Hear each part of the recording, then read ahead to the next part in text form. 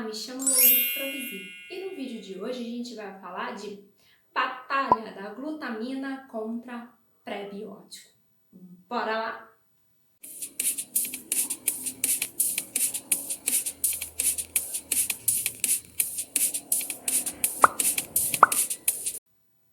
Bom, então aqui nesse vídeo a gente vai fazer a batalha de glutamina versus pré-bióticos. São dois elementos que a gente pode utilizar para modular a microbiota intestinal.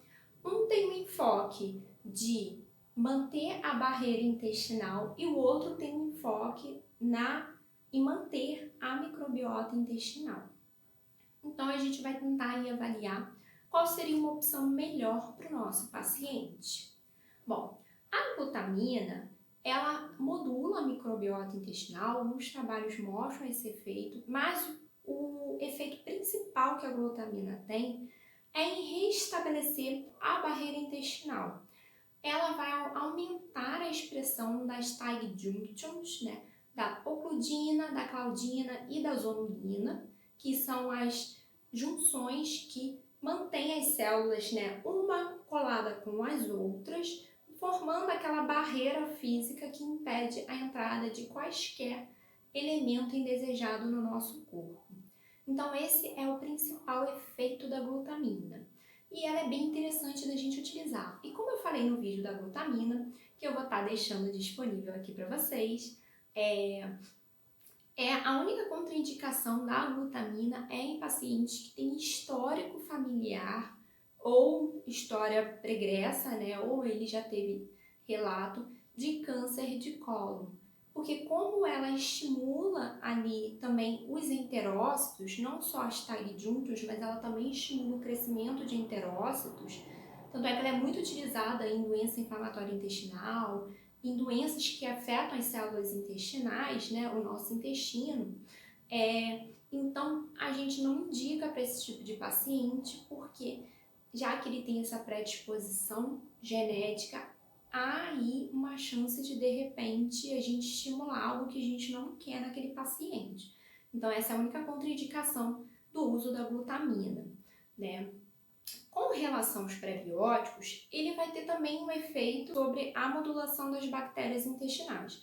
Então, ele vai servir de substrato para a microbiota intestinal, para as bactérias benéficas que habitam o nosso intestino, a nossa microbiota, e vai fazer com que elas cresçam e se mantenham fortes ali, né, colonizando o nosso intestino.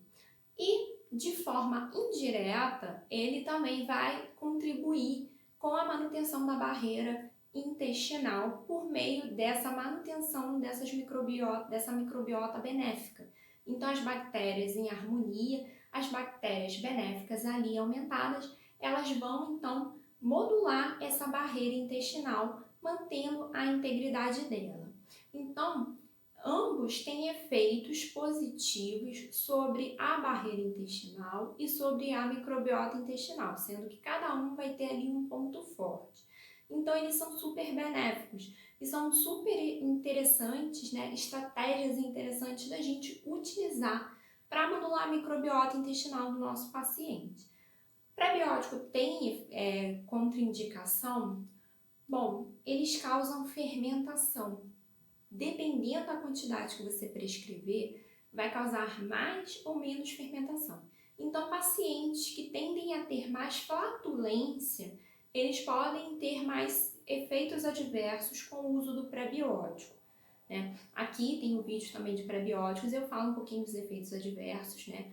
Por conta aí dessa modificação da microbiota intestinal que ele causa, mas que passa com o tempo. Então, esses pacientes mais sensíveis, que são mais sensíveis à flatulência, que fermentam mais os seus alimentos, eles podem então apresentar sintomas um pouco mais exacerbados.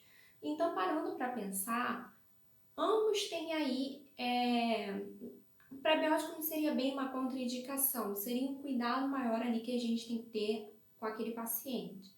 Mas a glutamina tem uma contraindicação e ambos têm efeitos positivos na saúde intestinal. Então, qual seria o melhor? o melhor vai depender do seu paciente. Então, lembrando que a história que seu paciente te conta ali, que vai incluir a história de doença familiar, a rotina dele, a alimentação dele, né, o grau de disbiose que ele apresenta, isso é que vai determinar o que vai ser melhor para ele. Talvez para um paciente seja a melhor opção juntar os dois para potencializar ali o efeito de modular a microbiota intestinal e melhorar essa barreira intestinal. Talvez você use só um recurso. Talvez assim a microbiota dele não esteja tão em desequilíbrio, mas por algum motivo a barreira intestinal desse paciente está rompida. E aí você pode usar a glutamina, porque não precisa modular a microbiota. E aí tudo vai depender da situação do paciente. Obviamente que os probióticos eles são uns queridinhos para mim, porque a gente pode trabalhar muito com a dieta. A gente não precisa depender de suplementos para utilizar. E a gente tem uma gama de opções para trabalhar. Então, eu acredito que toda modulação da microbiota intestinal vai ter o probiótico envolvido. Mesmo que você não use na forma de suplemento, mas na alimentação ele vai estar contido. Então não tem como a gente fugir dos probióticos, eles vão ser sempre utilizados na conduta que a gente traçar, seja na forma de suplemento ou seja na alimentação, de alguma forma ele vai estar presente. E aí a gente vai decidir com relação aos outros suplementos se vão entrar associados ou não a essas mudanças que a gente está levando para o nosso paciente. Então aqui eu fiz essa batalha só para a gente entender que são suplementos diferentes, né? Para criar aí uma curiosidade do que seria melhor e entender que o que é melhor vai depender do que o cliente quer, do objetivo, do que ele tem e de como a gente vai tratar aquela situação. Então era isso que eu queria falar no vídeo de hoje e eu espero vocês no próximo vídeo.